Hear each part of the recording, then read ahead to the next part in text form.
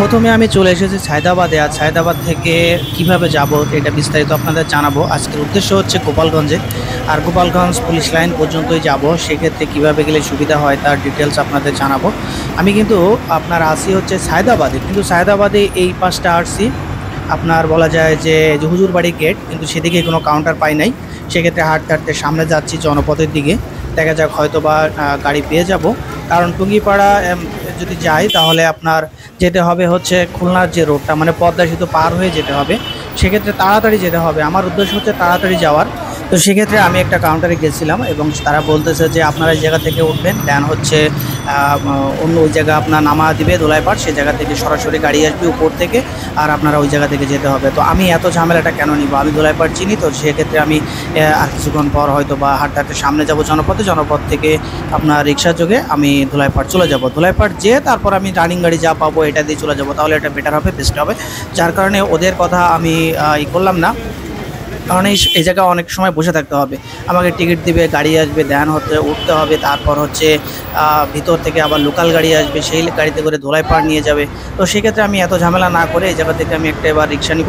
রিক্সা নিয়ে আমি এই যে চলে আসলাম এখন হচ্ছে ধোলাইপাড়। ধোলাইপাড় এসেই মনে করেন কাউন্টার আছে টুঙ্গিপাড়া এক্সপ্রেস, দোলা, আরা, তারপরে আরও অনেক ধরনের গাড়ির কোনো অভাব নেই। যে গাড়ি দেখতেছেন এগুলোও কিন্তু যায় রানিং গাড়ি। তো যাই হোক, আমি টিকিট কাটলাম এবং ইমাদে কাটলাম। ইমাদে কেটে আমি গাড়িতে উঠে গেছি এবং আল্লাহর রহমতে খুব ঝামেলা ছাড়া, কোনো ধরনের কোনো প্রবলেম ছাড়াই উঠে গেছি।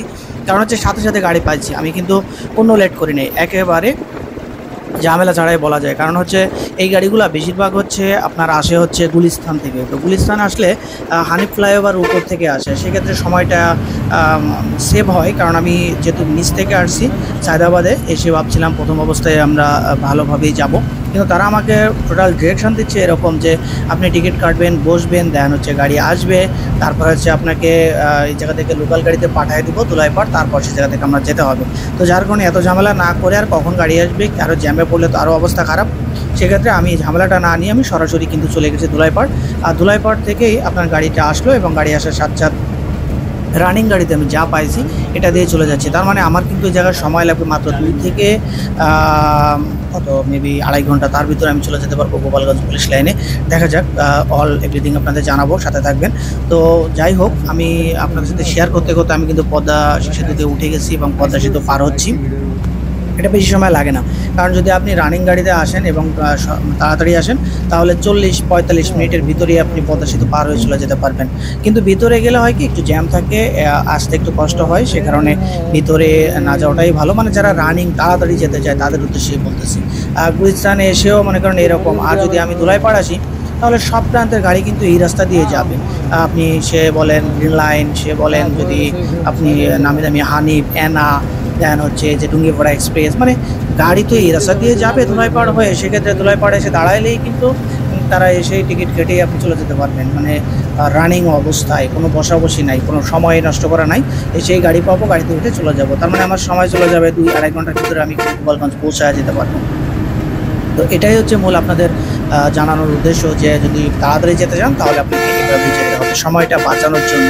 আর যদি মনে করেন যে না আমি ভালো সিট সেইভাবে খুব ভালোভাবে যেতে পারবো, তাহলে আপনাকে সময় নিতে হবে, হাতে সময় নিয়ে টিকিট কেটে ভালো সিট নিয়ে 1-2 ঘন্টা পর পর আপনি গাড়ি পাবেন।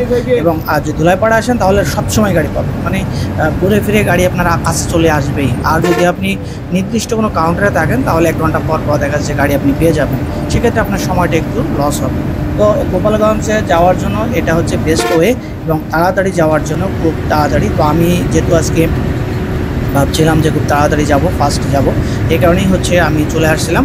কারণ আমি ভিতরে গেছিলাম, তারা আমাকে যেহেতু বলছে আমি চলে আসছি, এই জন্য ধুলাইপাড় এসেই সাথে সাথে টিকিট পাইছি এবং সাথে সাথে উঠেই আমি গাড়িতে করে চলে যাচ্ছি। অন্য অনেক গাড়ি আছে, যে যার মতন করে গাড়িতে যেতে পারেন। খরচ একই হয়, ওই যে 550-600, আপনার অনেকে বলা যায় যে 400 টাকাও যাওয়া যায়, 400 টাকাও আপনি যেতে পারবেন। সেক্ষেত্রে আপনি আপনার একটা ডিমান্ডের উপরেই অন্য গাড়িতে যেতে হবে। এই যেগুলো ডাইরেক্ট পরিবহন, যে চেক ফাঁকা থাকলেও যেতে পারবেন, মানে সেগুলো একটু খরচ বেশি, বাট যেগুলো হচ্ছে একটু লো সেগুলো 400-450 টাকার ভিতরে কম বাজেটে যাওয়া সম্ভব গোপালগঞ্জ পুলিশ লাইন পর্যন্ত। এরপরে আবার টাকা বাড়ে, তো সেটা অন্য বিষয়, অন্য আরেকদিন আপনাদের সাথে শেয়ার করব। তো আমি কিন্তু বলতে গেলে অনেক দূর চলে এসেছি, সেই মকসুদপুর পার হয়ে আমি কিন্তু অনেক দূর চলে এসেছি। মানে আর কিছুক্ষণ পর হয়তো বা আমি পুলিশ লাইনে চলে যাবো, এরকম একটা অবস্থা।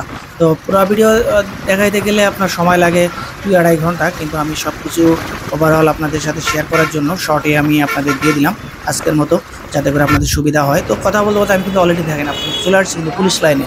এটা হচ্ছে সেই police line, Gopalganj police line. আর ডান দিকে যে রাস্তাটা চলে গেছে এটা হচ্ছে আপনার একেবারে গোপালগঞ্জ সদরের ভিতরে চলে গেছে। আর সোজা যেটা, এটা হচ্ছে কোটালীপাড়া, টুঙ্গিপাড়া, তারপরে আপনার খুলনা যেদিকে ওদিকে চলে গেছে। তো এটা হচ্ছে মূল সেই পুলিশ লাইন, সেই আপনার জায়গাটা। আর এই জায়গায় আজকে আমার গন্তব্য ছিল এবং এই জায়গায় আমি গিয়েছিলাম একটা কোনো একটা কাজে, তো যার কারণে আপনাদের শেয়ার করার জন্যই গিয়েছিলাম। তো ওভারঅল মিলে এই জায়গা খুব মিষ্টি আছে, মিষ্টিটা খুব চমৎকার এবং আপনারা টেস্ট করে দেখতে পারেন। এই জায়গা আমি মিষ্টিগুলো খেয়েছি, খুব ভালো, খুব ফ্যান্টাস্টিং। কিন্তু এই জায়গা আবার অপোজিট সাইডে যদি আপনারা ঢাকায় যেতে চান তাহলে অপোজিট সাইডেও কিন্তু কাউন্টার আছে, প্রচুর কাউন্টার। সে জায়গা থেকে ওটা যে রাস্তাটা আছে ওটা দিয়েই যাচ্ছে, ওটা দিয়ে আপনি কিন্তু সোজা চলে যেতে পারবেন। তো আজকের মতো এ পর্যন্তই। যদি আমার ভিডিওটা ভালো লাগে তাহলে অবশ্যই লাইক, কমেন্ট, শেয়ার করে দিবেন। আর হচ্ছে যদি কোনো ভুল দৃষ্টি হয় অবশ্যই ক্ষমা দৃষ্টি দেবেন। আজকের মতো আল্লাহ হাফেজ।